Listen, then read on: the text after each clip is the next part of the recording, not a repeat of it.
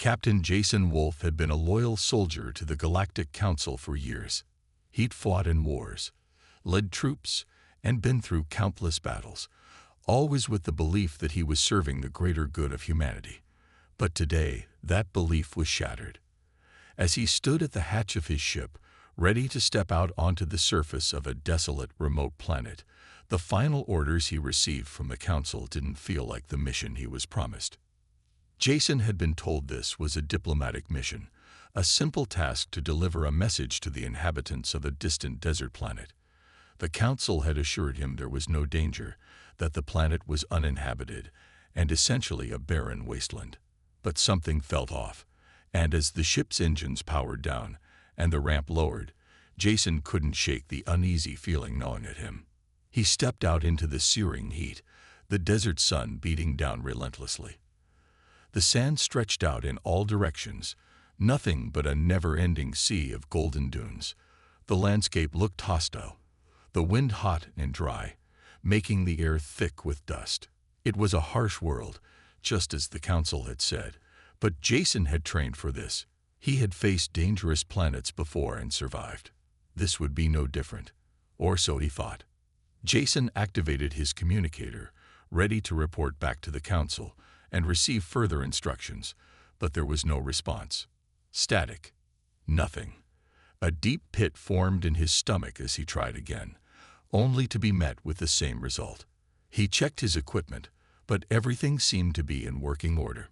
It wasn't the technology. It was something else. As hours passed, his situation only worsened. The heat was unbearable, and his water supply dwindled quickly under the harsh conditions.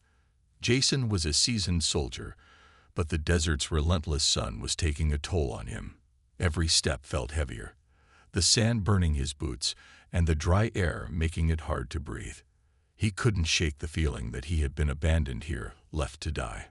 He had come to the planet with hope, but now, all he could see was the endless desert stretching out in front of him, mocking his helplessness.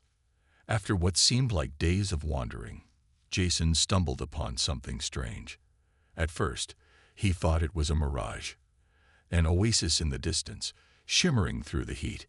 He could barely believe his eyes, but as he moved closer, the shimmering image began to solidify. It wasn't a mirage after all.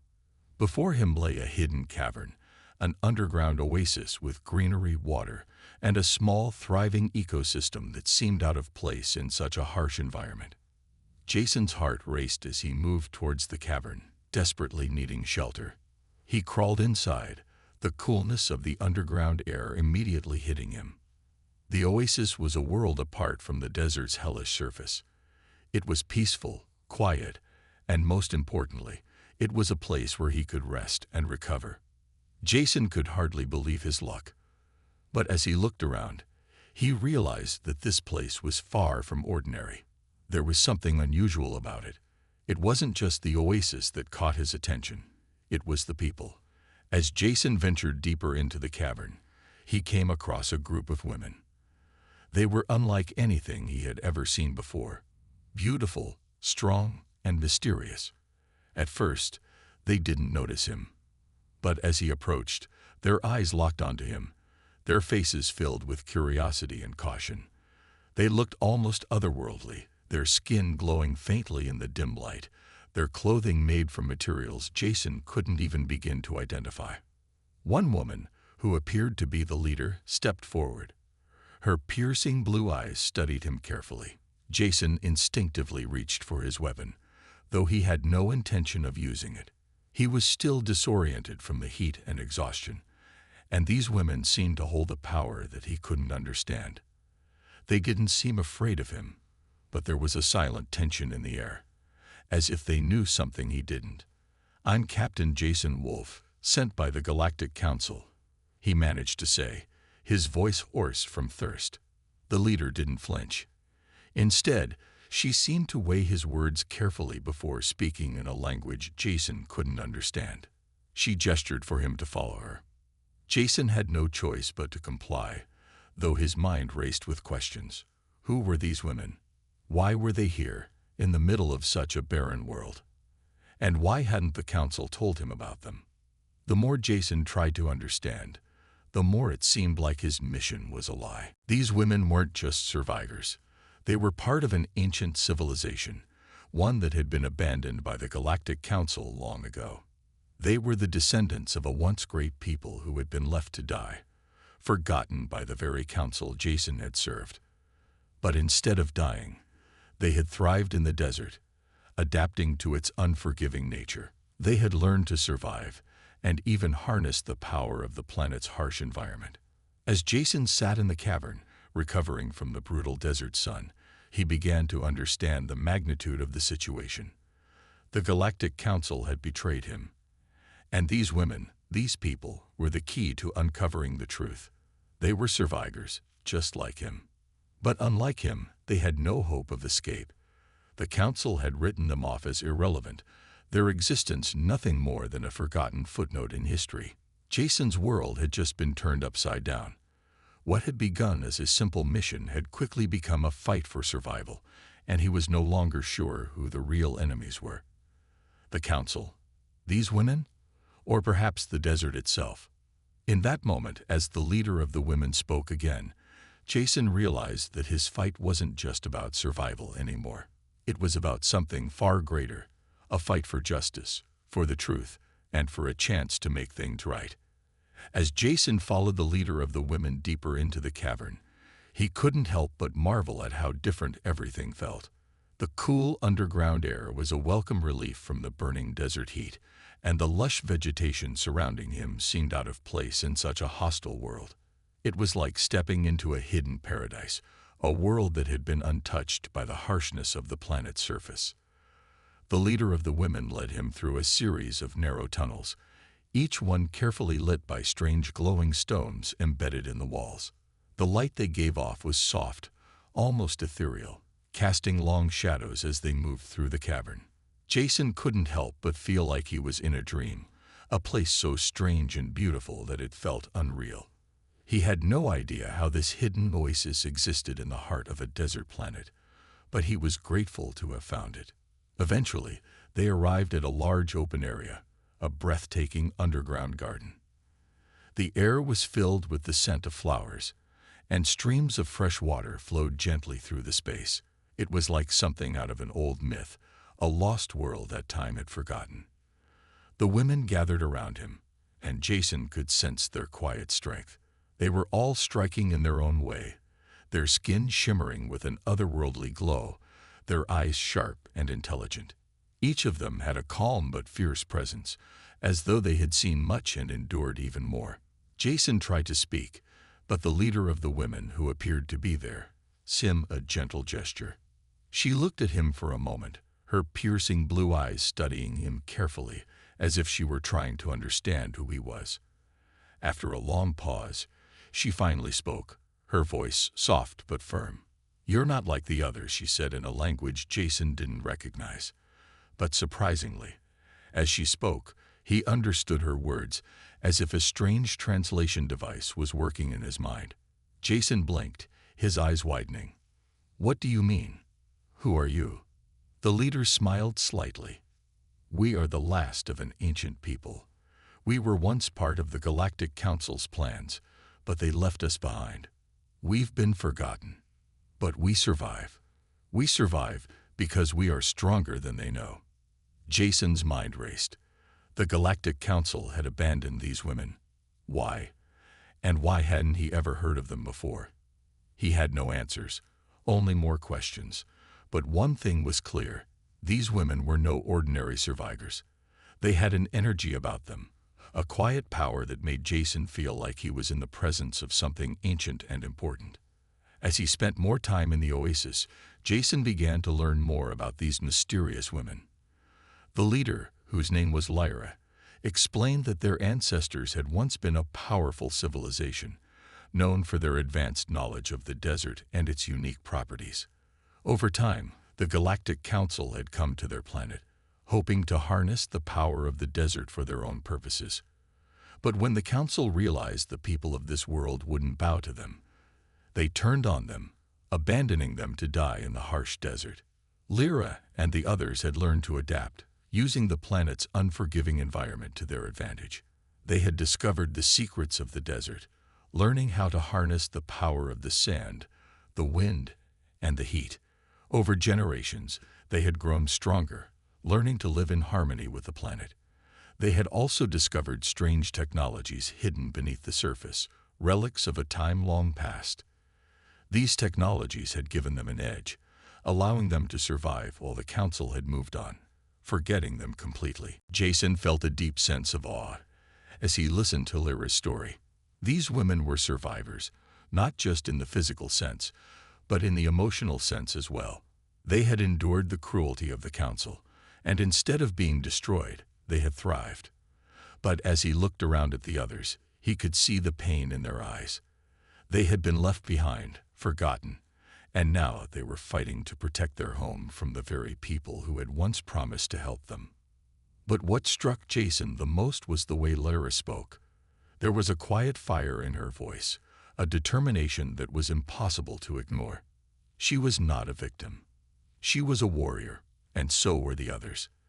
They were a people who had been abandoned by the galaxy, but they had not given up. Instead, they had adapted, fought, and carved out a life for themselves in the most unlikely of places. Over the next few days, Jason worked alongside Lyra and the other women, helping them recover from the brutal desert conditions.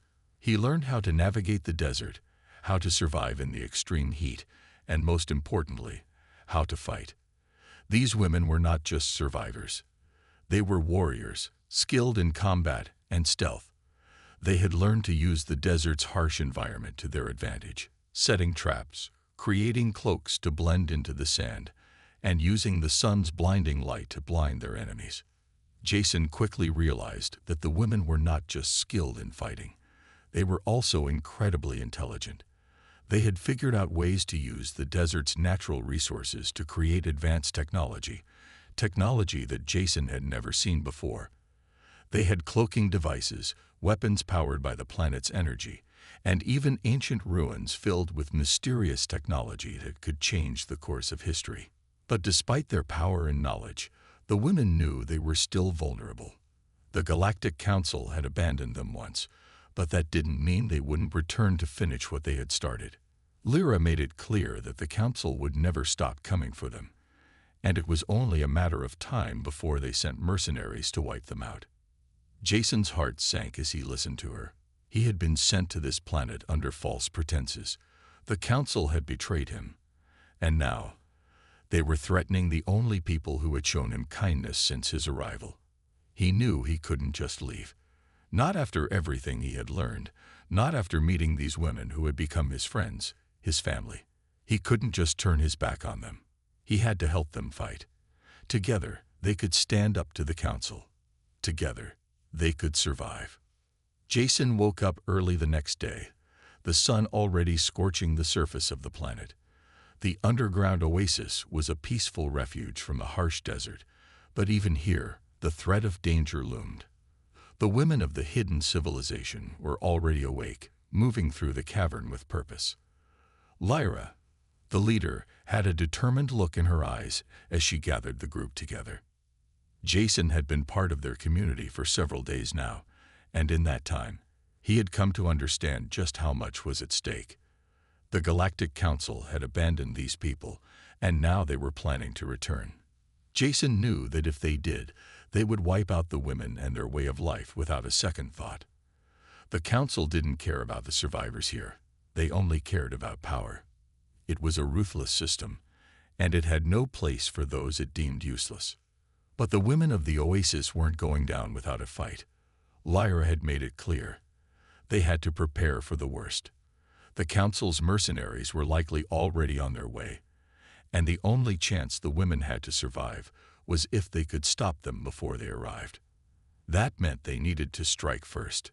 They had to be ready. Lyra's plan was clear, and Jason knew he had no choice but to help. He had come to care for these women, and he couldn't let them fall at the hands of the same Council he had once served. The betrayal he had felt upon arriving on this planet had been only the beginning. Now he was determined to make things right. Jason, Lyra said as they gathered around a table covered with maps and diagrams of the desert, We've fought for years to keep this place hidden. But the Council's forces are coming, and we can't hide anymore. We need to take the fight to them." Jason nodded, the weight of the decision pressing heavily on him. He had no experience in leading resistance movements, but the women were experts in survival. They had lived in this desert, fought in its brutal environment, and learned how to use its resources to their advantage. It wasn't just about strength, it was about strategy. They had the knowledge, and now they needed to use it.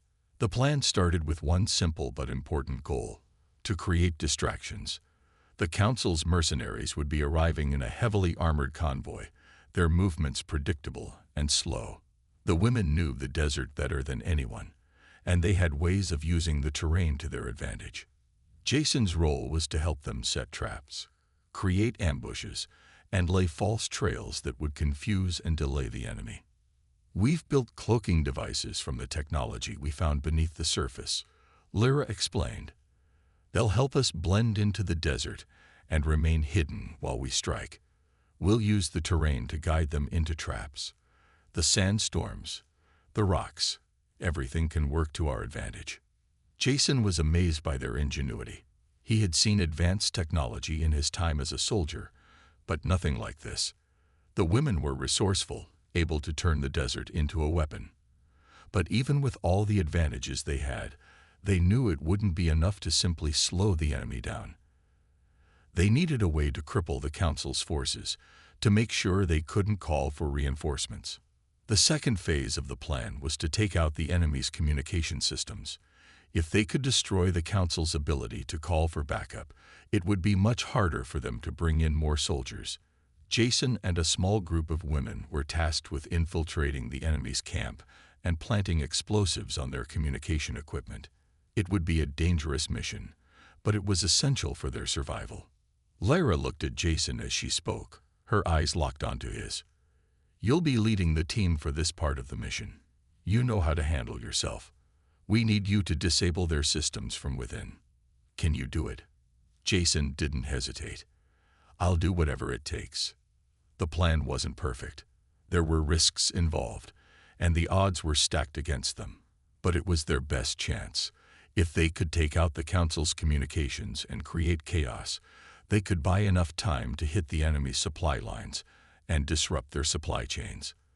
The goal wasn't to defeat the Council completely. They had far too many resources for that. But if they could make the Council understand that these women were not to be underestimated, they would have a fighting chance. Jason spent the next few days helping the women prepare. They trained together, setting up traps and learning how to use the cloaking devices to remain undetected. It was difficult, especially for Jason, who wasn't used to the harsh desert conditions. The heat was unbearable at times, and the terrain was treacherous. But the women were patient with him, teaching him how to move quietly through the sand, how to blend in with the desert's natural elements. They taught him how to fight in ways he had never considered before, using the environment to their advantage instead of relying solely on brute force. As the day of the attack approached, the tension in the oasis grew. Everyone knew that the time for hiding was over. The Council's forces were coming, and the women had to be ready. Jason could feel the weight of the responsibility on his shoulders. These women had put their trust in him, and he couldn't afford to let them down. The final part of the plan was to strike at the heart of the Council's forces, their supply base. The convoy would be bringing in weapons, food, and other essential supplies. If they could intercept the convoy and destroy the supplies, it would cripple the enemy's ability to sustain their attack. The women had already scouted the route, and Jason and his team would be waiting to ambush them. It would be their biggest fight yet. Jason knew that the battle ahead wouldn't be easy, but he also knew that it was a fight worth fighting. Jason nodded, the weight of the decision pressing heavily on him. He had no experience in leading resistance movements, but the women were experts in survival. They had lived in this desert, fought in its brutal environment, and learned how to use its resources to their advantage. It wasn't just about strength, it was about strategy. They had the knowledge, and now they needed to use it. The plan started with one simple but important goal: to create distractions. The Council's mercenaries would be arriving in a heavily armored convoy, their movements predictable and slow. The women knew the desert better than anyone, and they had ways of using the terrain to their advantage. Jason's role was to help them set traps, create ambushes, and lay false trails that would confuse and delay the enemy. "We've built cloaking devices from the technology we found beneath the surface," Lyra explained. "They'll help us blend into the desert and remain hidden while we strike. We'll use the terrain to guide them into traps. The sandstorms, the rocks, everything can work to our advantage." Jason was amazed by their ingenuity. He had seen advanced technology in his time as a soldier, but nothing like this. The women were resourceful, able to turn the desert into a weapon. But even with all the advantages they had, they knew it wouldn't be enough to simply slow the enemy down. They needed a way to cripple the Council's forces, to make sure they couldn't call for reinforcements. The second phase of the plan was to take out the enemy's communication systems. If they could destroy the Council's ability to call for backup, it would be much harder for them to bring in more soldiers. Jason and a small group of women were tasked with infiltrating the enemy's camp and planting explosives on their communication equipment. It would be a dangerous mission, but it was essential for their survival. Lyra looked at Jason as she spoke, her eyes locked onto his. "You'll be leading the team for this part of the mission. You know how to handle yourself. We need you to disable their systems from within. Can you do it?" Jason didn't hesitate. "I'll do whatever it takes." The plan wasn't perfect. There were risks involved, and the odds were stacked against them. But it was their best chance. If they could take out the Council's communications and create chaos, they could buy enough time to hit the enemy's supply lines and disrupt their supply chains. The goal wasn't to defeat the Council completely. They had far too many resources for that. But if they could make the Council understand that these women were not to be underestimated, they would have a fighting chance. Jason spent the next few days helping the women prepare. They trained together, setting up traps and learning how to use the cloaking devices to remain undetected. It was difficult, especially for Jason, who wasn't used to the harsh desert conditions. The heat was unbearable at times, and the terrain was treacherous. But the women were patient with him, teaching him how to move quietly through the sand, how to blend in with the desert's natural elements. They taught him how to fight in ways he had never considered before, using the environment to their advantage instead of relying solely on brute force. As the day of the attack approached, the tension in the oasis grew. Everyone knew that the time for hiding was over. The Council's forces were coming, and the women had to be ready. Jason could feel the weight of the responsibility on his shoulders. These women had put their trust in him, and he couldn't afford to let them down. The final part of the plan was to strike at the heart of the Council's forces, their supply base. The convoy would be bringing in weapons, food, and other essential supplies. If they could intercept the convoy and destroy the supplies, it would cripple the enemy's ability to sustain their attack. The women had already scouted the route, and Jason and his team would be waiting to ambush them. It would be their biggest fight yet. Jason knew that the battle ahead wouldn't be easy, but he also knew that it was a fight worth fighting. These women, these survivors, had lived through betrayal, hardship, and loss.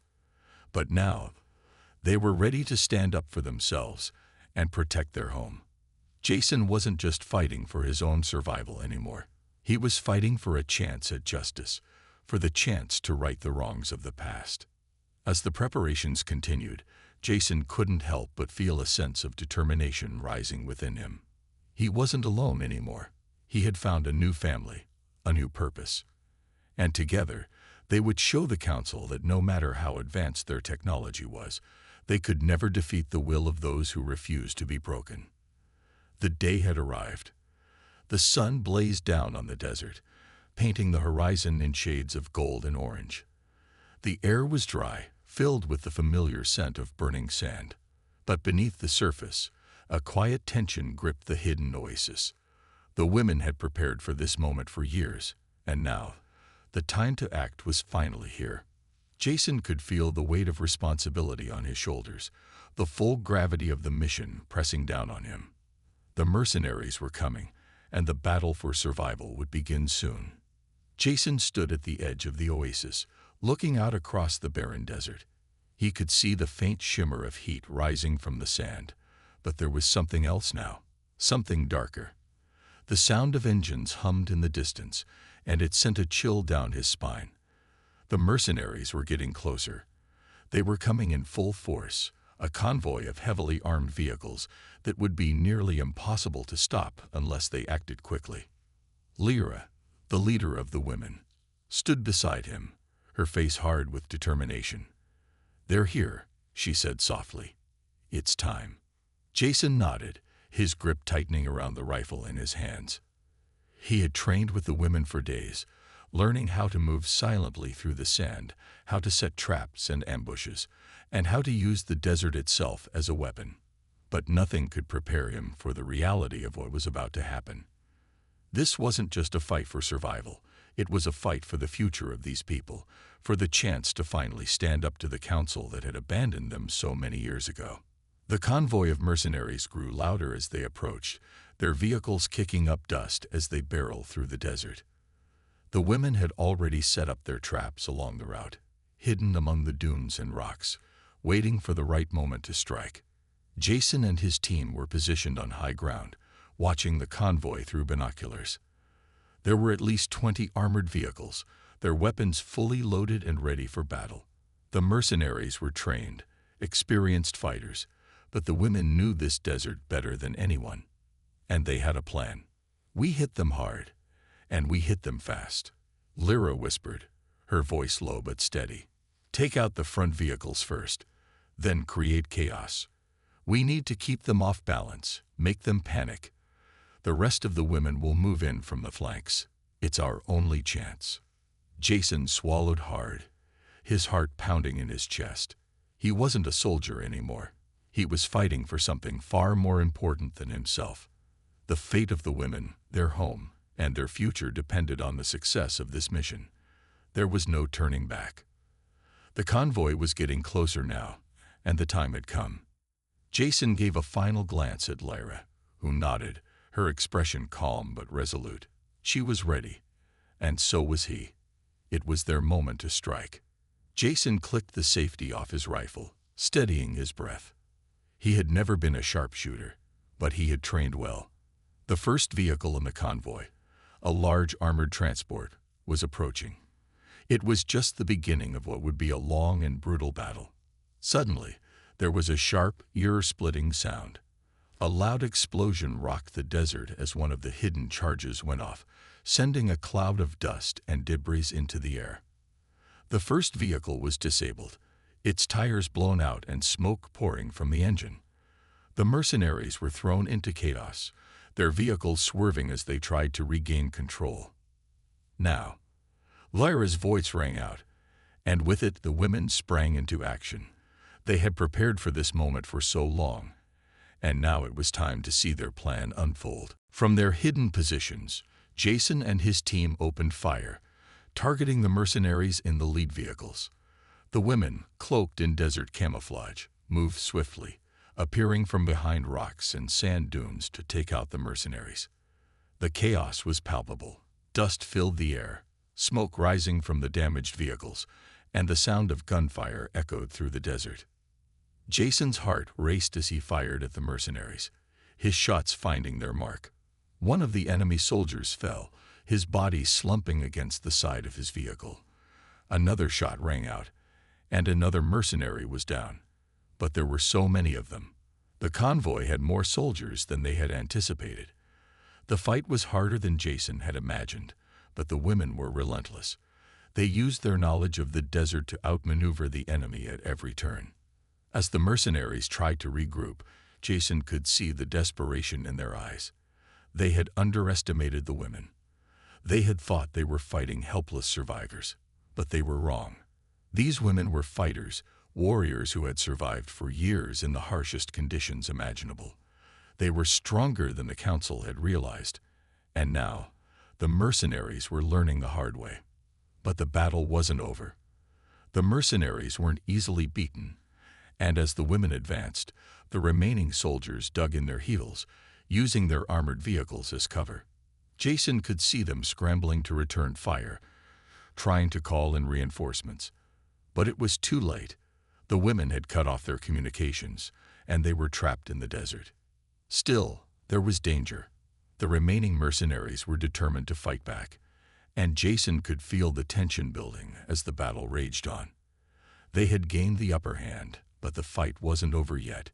Jason and the women had to hold their ground and finish what they had started. Amid the chaos, Jason spotted Lyra, her figure moving with precision as she commanded the women, directing them to different positions, leading them in a fluid, calculated manner. It was clear that she was the heart of their resistance, a leader who knew the desert better than anyone. She was guiding them to victory, and Jason couldn't help but feel a sense of awe. These women weren't just fighting for survival. They were fighting for justice. They were showing the galaxy that they would no longer be ignored. But just as it seemed like the battle was turning in their favor, a loud roar shook the air. A massive mercenary vehicle, heavily armed and reinforced, rumbled toward them. It was the last hope of the enemy forces. If they could destroy this vehicle, they could win. If they failed, everything they had fought for would be lost. Jason's pulse quickened. This was the moment of truth. He knew what had to be done. It was time to take the fight to the heart of the enemy. The final assault was upon them. The battle had raged for hours, the desert now a battlefield of dust, smoke, and shattered metal. Jason's hands were shaking, his body drenched in sweat from the heat and the constant action. But there was no time to stop. The last of the mercenaries were regrouping around their heavy, armored vehicle, a massive behemoth that had managed to push through most of the traps set by the women. If they didn't take it down now, the entire fight would be lost. Jason could see Lyra at the front of their group, moving with fierce determination. She was no stranger to battle, but this fight had taken a toll on her as well. Her usually calm demeanor had turned to steely resolve, each step measured, as though every move was carefully calculated. The women had fought hard, but they were exhausted. They had lost many of their own in the fight already, and the weight of those losses was heavy in the air. They couldn't afford to let their sacrifices be in vain. Jason and his team were positioned behind a cluster of rocks, keeping an eye on the mercenaries' movements. They had successfully taken out most of the convoy's vehicles, but the largest one, the final hope of the enemy forces, was still pushing forward. It was heavily armed, nearly impenetrable, and its firepower was overwhelming. If they didn't find a way to disable it, all their efforts would be for nothing. "Jason, we need you to take out the driver." Lyra's voice came over the comms, cutting through the tension. "If we can disable the vehicle, the rest will be easy. You're the best shot we have." Jason didn't hesitate. The task was dangerous, but there was no choice. He had trained with the women in every way he could, learning to fight in ways he never thought possible. This wasn't just about surviving. This was about winning. They had to stop the mercenaries, not just for themselves, but for the future of this desert oasis and the people they had fought so hard to protect. The armored vehicle was getting closer now, its engines growling, its massive wheels crushing the sand beneath it. Jason could hear the faint sound of the mercenaries inside, shouting orders to each other, trying to organize their last stand. They were desperate, but it didn't matter. Jason had a mission. If he could take out the driver, the vehicle would be useless. They could win this battle. "Ready," Jason muttered to himself, gripping his rifle tightly. His heart pounded in his chest as he lined up his shot. The vehicle was moving slower now, the terrain becoming more treacherous for it to navigate, but it was still a formidable threat. He had only one chance to make this work. His breath was steady, his focus sharp. The scope of the rifle lined up perfectly with the driver's head. But just as Jason prepared to pull the trigger, something unexpected happened. The air seemed to hum with the sound of engines, and before he could react, a blast echoed through the air. One of the women, a brave soul named Bonner, had taken it upon herself to rush forward. risking everything to distract the mercenaries and give Jason the opening he needed. She ran toward the vehicle, her movements swift and determined, knowing full well that she might not make it back. The explosion was deafening. Bonner's charge had detonated one of the traps, sending the mercenaries scrambling in every direction. Jason's heart sank as he saw her fall, the blast knocking her to the ground. The mercenaries took advantage of the confusion, but they were disoriented. This was the moment Jason had been waiting for. His fingers squeezed the trigger, and the shot rang out. The bullet struck the driver of the armored vehicle, sending him slumping forward. The vehicle jerked violently, its momentum finally slowing as it lost control. It began to veer off course, crashing into a large rock formation and coming to a halt. The mercenaries inside scrambled to get out, but it was too late. The vehicle had been neutralized. Jason's heart was racing. He had done it, but the victory felt hollow. Bonner had given everything to ensure their success. He could see her lifeless body lying in the sand, the sacrifice weighing heavily on him. The others had already begun to charge forward, their courage undeterred by the loss. But Jason knew that this victory had cost them something precious. Lyra's voice came over the comms again, more urgent this time. "We need to finish this. The mercenaries are regrouping, and they'll be looking for a way to escape." Jason took a deep breath, pushing his grief aside for the moment. He wasn't the only one who had lost someone today. Every woman here had fought with everything they had, and many had already fallen in battle.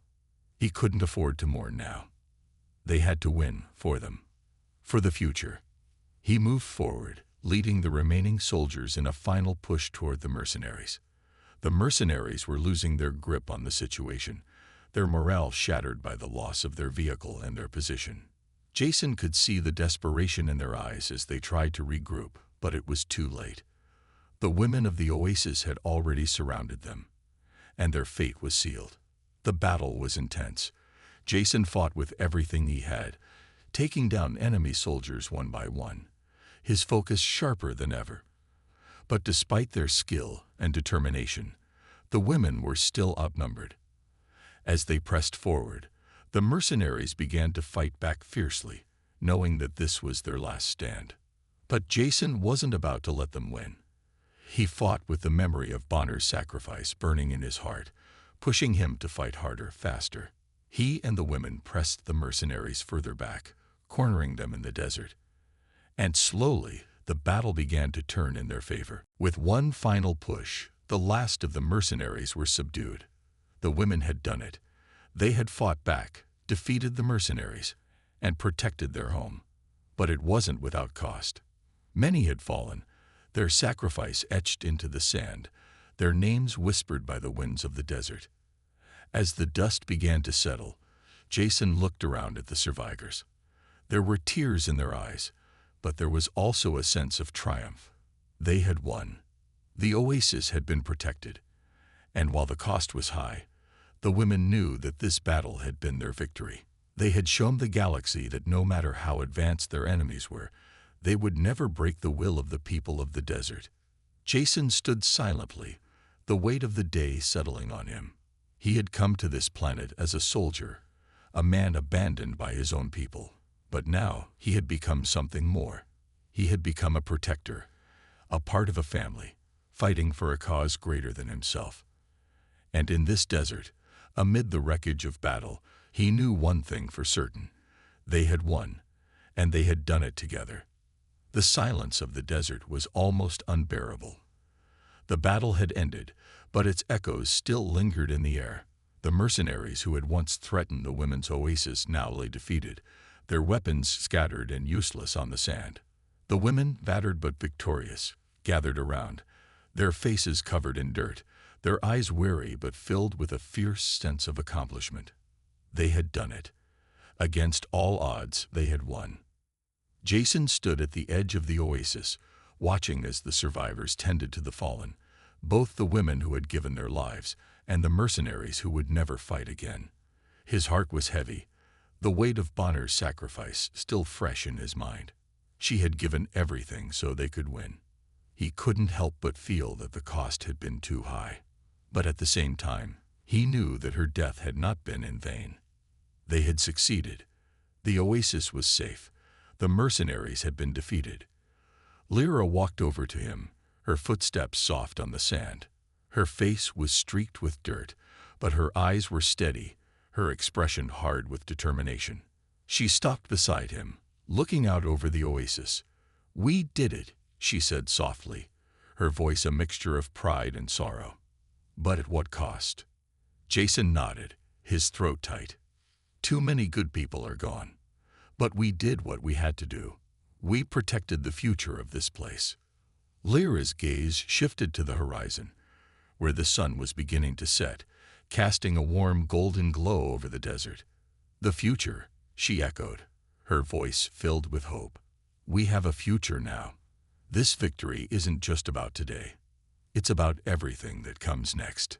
Jason turned to her, his face serious. "What comes next?" Lyra's eyes met his, and for the first time since the battle had begun, there was a glimmer of something more, something beyond the struggle for survival. "We rebuild," she said. "We don't just defend our home. We create something new. We have the strength now. We have the knowledge. And we have allies, people who will help us fight for our place in the galaxy."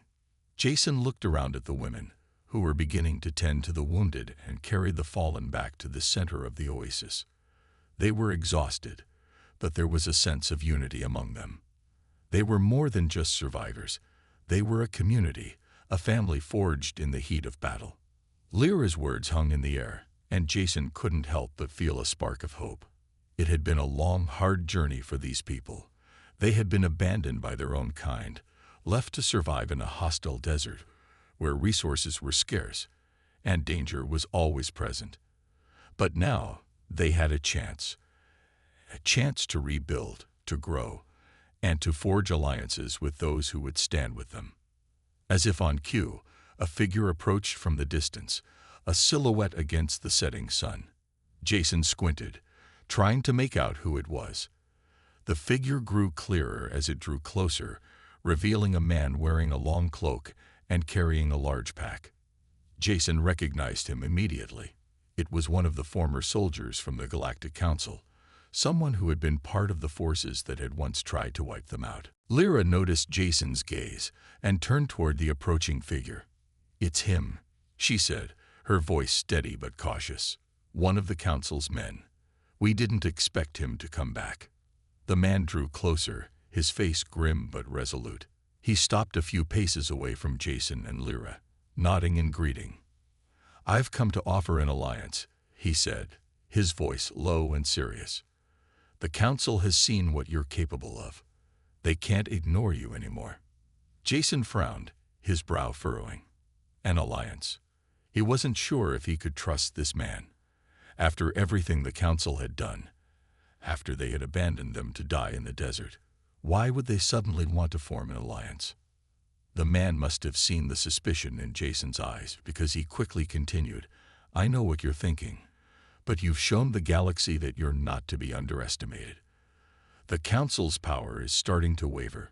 They need allies, and I'm here to offer you a chance. You've earned it." Lyra studied the man closely. "And what's in it for you?" she asked, her tone sharp. The man hesitated for a moment before speaking. "Survival. The Council is fractured. There are factions that want control, and they'll do anything to get it. I'm on the side of those who want change. If you help us, we can help you." Jason exchanged a glance with Lyra. There was no denying the temptation of what the man was offering.